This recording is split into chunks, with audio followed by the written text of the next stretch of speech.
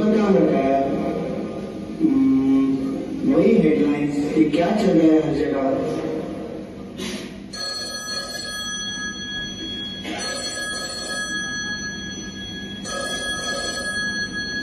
Hello hello Naved, यार मुबारक हो। पता चला कि आपके घर खुशियां आएंगी। भाभी और आपको बधाइयां दोस्त। शुक्रिया भाई। नावेद, तैयार हो जाओ, खुशियों के साथ ढेर सारी जिम्मेदारियां भी आएंगी। खुश रहो दोस्त, कहता हूँ।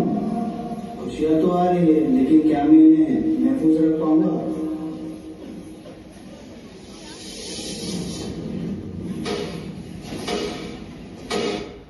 हेलो, गायनेकोलॉजिस्ट डॉक्टर सिन्हा बोल रही हैं। यस, वाइफ प्रेग्नेंट है, लड़की है, अबॉर्शन करना था। ये कैसे बात कर रहे हो आप? क्या बात कर रहे हैं? लड़का चाहिए होगा आपको? नहीं, लड़का नहीं, लड़की ही चाहिए थी। तो फिर क्यों करा रहे हो अबॉर्शन? चूंकि रेप हो जाएगा इसका।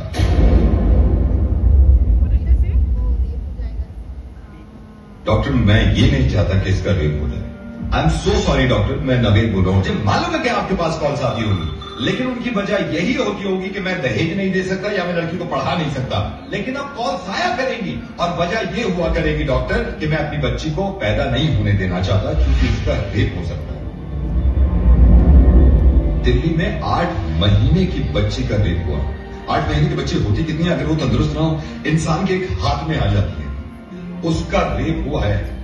सॉरी, मैंने आपका वक्त भी ले लिया, लेकिन मैं बताना चाह रहा हूं सबको कि ये होने लगेगा, वरना इस चीज को बंद करवा दो।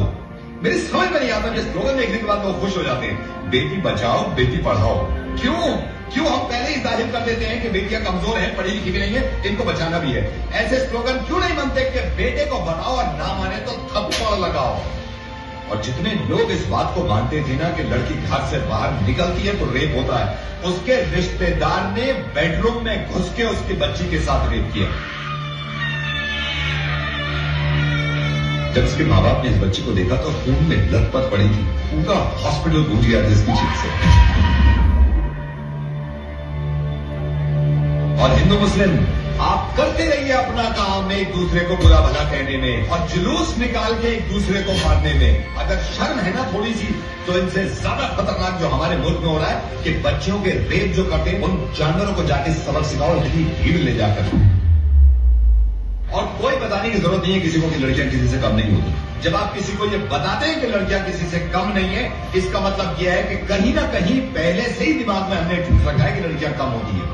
100 करोड़ की आबादी में अगर एक इंसान भी मेरी आवाज सुन रहा है ना और इसको ये लगता है कि लड़कियां देर रात घर से बाहर निकलती हैं तो रेप होते हैं, तो मुझसे बात कर ले। मैं कसम खा रहा हूं, अगर इसने मुझे हरा दिया इस चीज में, तो जिंदगी में कभी रेडियो पे नहीं आऊंगा और अपनी आवाज नहीं सुनाऊंगा।